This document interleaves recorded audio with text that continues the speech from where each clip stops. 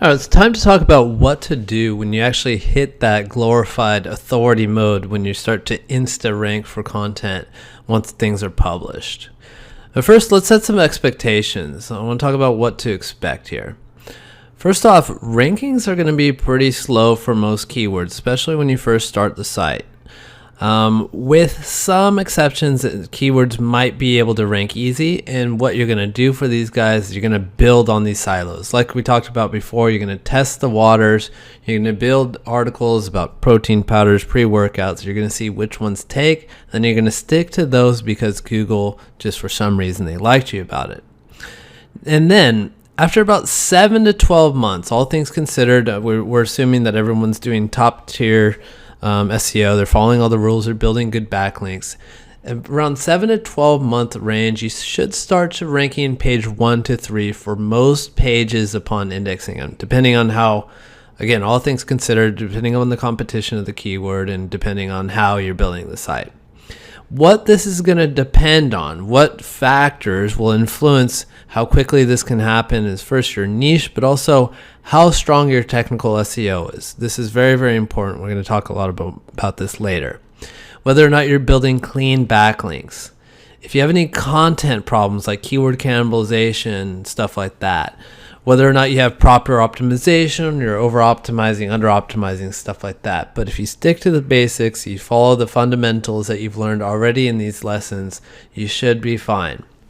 And we're going to talk more about the pitfalls in a subsequent video pretty soon. Now, let's talk about resource management. If you have finite resources, which most of us do, and you had to figure out where to put your time and energy, this is my recommendation for once you hit authority mode. When you're in authority mode, focus on publishing as fast as possible. There's no such thing as too fast. This is your leverage point and where you're going to get the most ROI. Why? Because everything you're posting is usually ranking high. It's better use of your time to just plant more seeds and post more content and get more pages on page 1, 2, and 3 than it is to nitpick and try to get every single page up to number 1. Post as much as you can. Next, put 10% of your time into CRO conversion and capitalize on these easy rankings. Do a little bit of A/B testing and make sure you really have like a good strong hook intro paragraph on most of your content. And whether you're setting things up correctly and you're setting up your affiliate links with strong content for conversion, you got a good strong CTA, the color looks good, it matches an opposite but complementary color for your branding.